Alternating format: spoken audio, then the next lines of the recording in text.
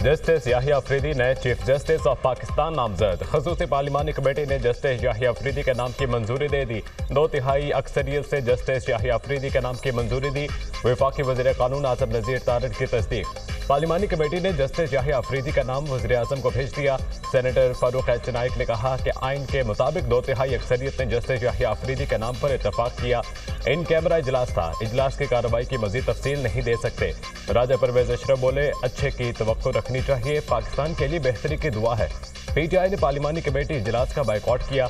12 अरकान में से 9 अरकान ने इजलास में शिरकत की। सीनियर तरीन 3 जजों के नामों पर गौर किया गया। एहसन इकबाल ने कहा, पीटीआई का कमेटी इजलास में शिरकत न करना काबिल अफसोस है। हमने पीटीआई अरकान को मुशावरत में शामिल करने को बहुत कोशिश की।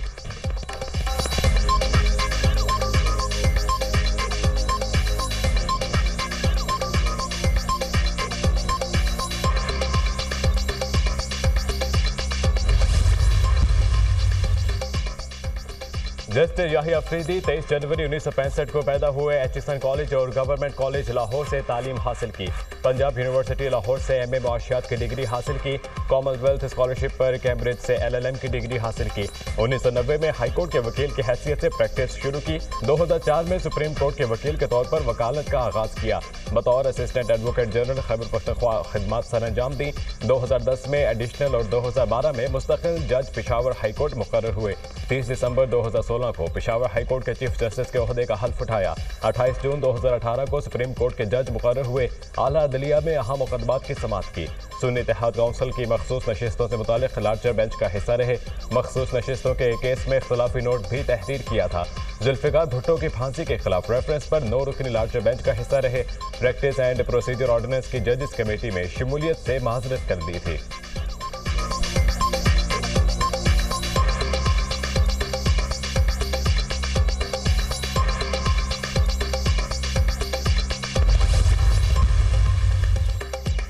तहरीक इंसाफ और सुन्नी इत्तेहाद काउंसिल का खसूसी पार्लिमानी कमेटी का बाइकआउट। किसी रुकन ने कमेटी इजलास में शिरकत न की। स्पीकर कौमी असम्बली और खसूसी पार्लिमानी कमेटी के अरकान सुन्नी इत्तेहाद काउंसिल और पीटीआई को मनाने में नाकाम।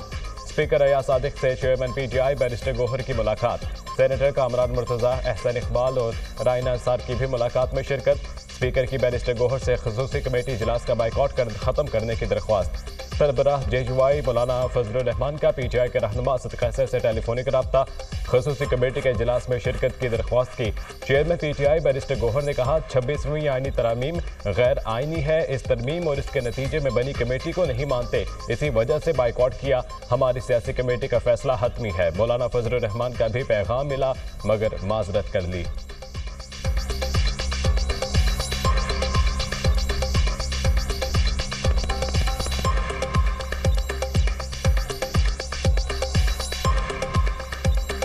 हुकूमत की तरफ से जो कुछ मेंबरान साहिबान थे, एहसन इकबाल साहब थे, कामरान मुर्तज़ा साहब थे और राना साहिबा था, तो वो इन्होंने मुझे ये रिक्वेस्ट की है कि आप जो स्पेशल कमेटी बनी है चीफ जस्टिस की तकर्रुरी के लिए उसमें शिरकत करें। पर मैंने उनसे माजरत की और मैंने उनको कहा कि हमारी पॉलिटिकल जो पार्टी है इस नतीजे पर पहुँचे कि जिस तरीके से ये तरामीम पास की गई है वो अनकॉन्स्टिट्यूशनल है, लिहाजा उसके अनकॉन्स्टिट्यूशनल तरामीम के नतीजे में बनी हुई कमेटी की प्रोसीडिंग में हम पार्टिसिपेट नहीं करेंगे।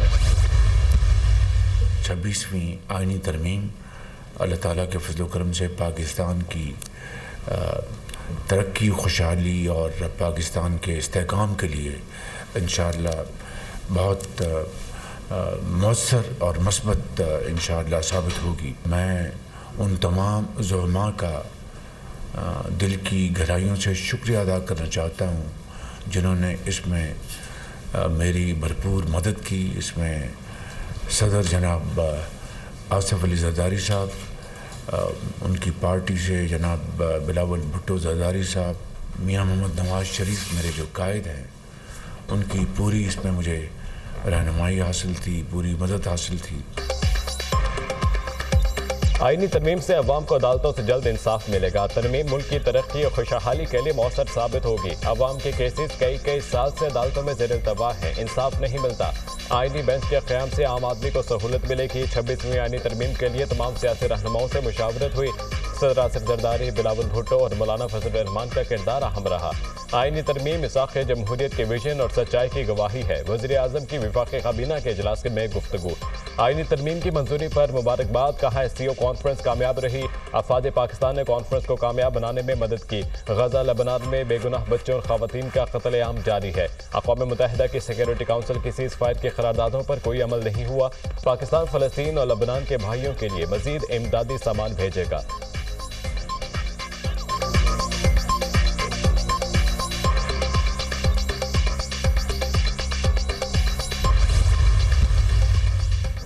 आईनी तरमीम को नहीं मानते, तरमीम के खिलाफ पूरे मुल्क में एहतजाज करेंगे। इस बार हम पूरे पाकिस्तान को ब्लॉक करेंगे। हमारा एहतजाज हुकूमत से जान छुड़ाने तक जारी रहेगा। आईनी तरमीम आज़ाद अदलिया पर हमला है। अदलिया में अपनी मर्जी के लोग लगाकर मनपसंद फैसले कराना चाहते हैं। तरमीम के लिए वोट देने वालों को पार्टी से फारिग करेंगे। गद्दारी करने वालों के नाम सामने आ गए, शोकस नोटिस जारी करेंगे। बुज़दिल लोगों की तहरीक साफ में कोई जगह नहीं। वज़ीर आला खैबर पख्तूनख्वा अली अमीन गंडापुर की मीडिया से गुफ्तगू, कहा बुरे वक्त में सबका पता चल रहा है, हम डटे हुए हैं, वक्त बदलेगा, हम अपना मैंडेट वापस लेंगे।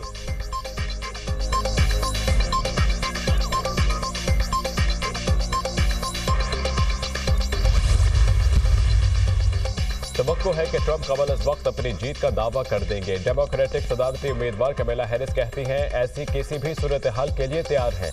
ट्रंप ने कबल इस वक्त जीत का दावा किया तो फौरी चैलेंज करेंगे। बाइडेन की तरह कमला हैरिस का IQ लेवल भी कम है। कमला हैरिस की नाक़िस पॉलिसियां अमेरिका को तबाह कर देंगी। हमारी दोस्त दुश्मनों से ज्यादा बुरे हैं। कामयाब होकर अमेरिका को फिर से अजीम मुल्क बनाएंगे। डोनाल्ड ट्रंप की मियामी में कारोबारी शख्सियात से मुलाकात में गुफ्तगू। अमेरिका के सदारती इंतखाबात में ट्रंप की मामूली बढ़तरी बरकरार। कमला हैरिस 49 जबकि ट्रंप के जीतने के चांसेस 51% हो गए।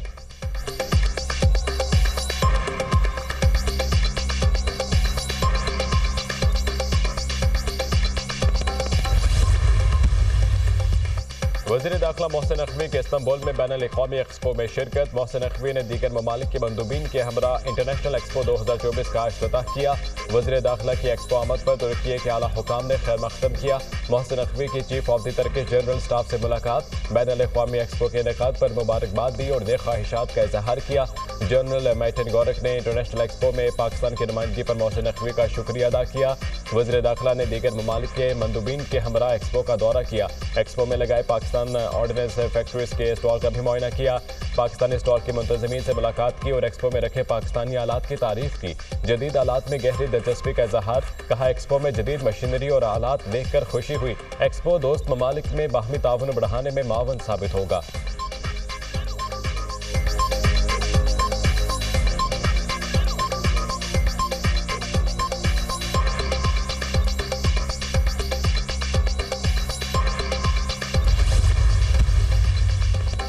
पाकिस्तान का 5 साल की इजाफी मुद्दत के लिए करतारपुर माहिदे की तजदीद का ऐलान। तर्जुमान दफ्तर खारजा के मुताबिक भारत और पाकिस्तान के दरमियान माहिदे पर 24 अक्टूबर 2019 को 5 साल मुद्दत के लिए दस्तखत किए गए थे।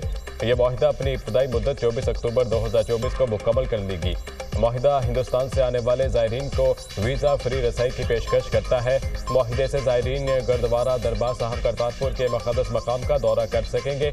अक़दाम पाकिस्तान की जानिब से मजहबी अक़लियतों के हकूक़ की तहफ़्फ़ुज़ की अहमियत के एतराफ़ की अक्कासी करता है। इस इक़दाम को अक़वाम मुत्तहिदा के सेक्रेटरी जनरल समेत बैनुल-अक़वामी बरादरी की तरफ से बड़े पैमाने पर सराहा गया है।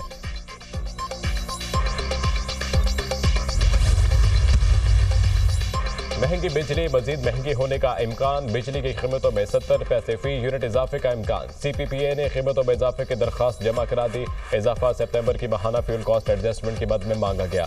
नेपरा 30 अक्टूबर को CPPA की दरख्वास्त पर समाअत करेगी। सितंबर में सबसे महंगी बिजली फर्नेस ऑयल से 30 रुपये 29 पैसे फी यूनिट में पैदा की गई।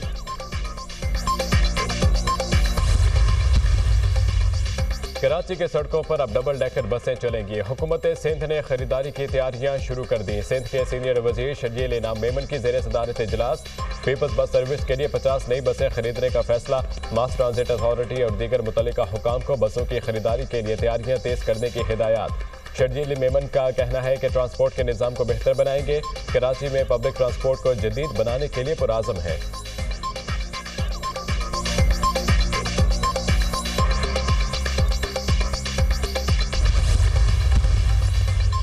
इस इसराइली फौज ने गजा में मुजरिमाना हमले तेज कर दिए। ताज़ा हमलों में 115 फलस्तीनी शहीद, 487 जख्मी। खान यूनिस से शहीद फलस्तीनियों की मुतादिद लाशें बरामद। शुहदा की मजमूई तादाद 42,718 हो गई। 1,0282 फलस्तीनी जख्मी है।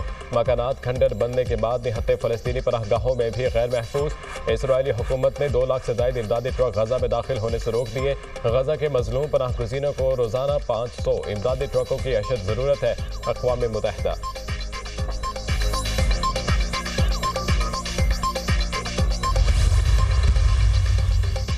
इसराइल की बैरूत में अस्पताल पर बमबारी, 13 अफराद शहीद, 57 जख्मी हो गए। जनूबी बैरूत में यूनिवर्सिटी को भी निशाना बनाया गया। बैरूत हवाई अड्डे के करीब ही हमले, इमारतों में आग भड़क उठी। इसराइली फौज का हिजबुल्लाह के कायम मुकाम सरबराह हाशिम सफीउद्दीन को भी शहीद करने का दावा। अब तक इसराइली हमलों में 2500 अफराद शहीद, 11,500 से ज्यादा जख्मी हो गए। तर्जुमान इसराइली फौज का बैरूत पर हमले जारी रखने का ऐलान। इसराइल की मशरिक़ वसता में जंग, अमरीका भी तंग। एंटोनी ब्लिंकन इसराइल पहुंच गए। अमरीकी वज़ीर ख़ारजा की इसराइली वज़ीर आज़म और वज़ीर दिफा से मुलाकात। एंटोनी ब्लिंकन उर्दन और कतर भी जाएंगे।